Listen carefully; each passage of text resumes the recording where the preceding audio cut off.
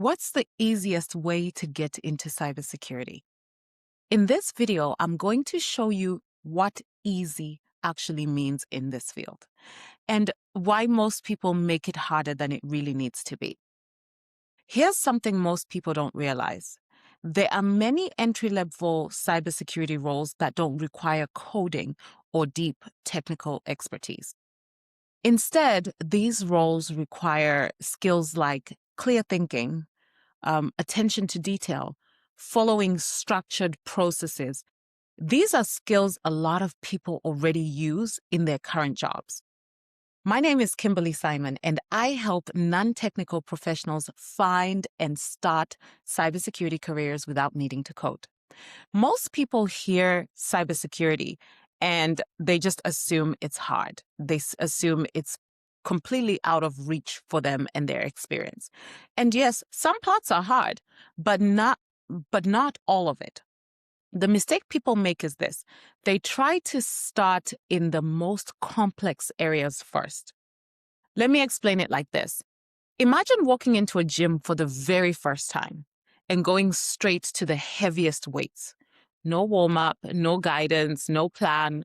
Of course, it's going to feel hard. Of course, it's going to feel impossible for you. But that doesn't mean that the gym is hard. It just means that you started in the wrong place. Cybersecurity works in the same way. The easiest path into cybersecurity is not about doing less. It's about choosing the right entry point that suits your expertise, your interests, and how you're trying to live your life. So what does that actually look like? Instead of starting with advanced technical skills and complex tools or deep system knowledge, you should start with roles that focus on understanding processes. Focus on roles like identifying risk, supporting teams, keeping things organized. Those roles exist because most security issues don't come from advanced attacks. I've said that before. They come from people missing things. They come from steps being skipped. They come from information being handled incorrectly, processes not being followed.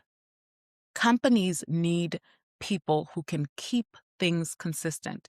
They need people who can spot issues early. They need people who can make sure the right steps are followed all the time.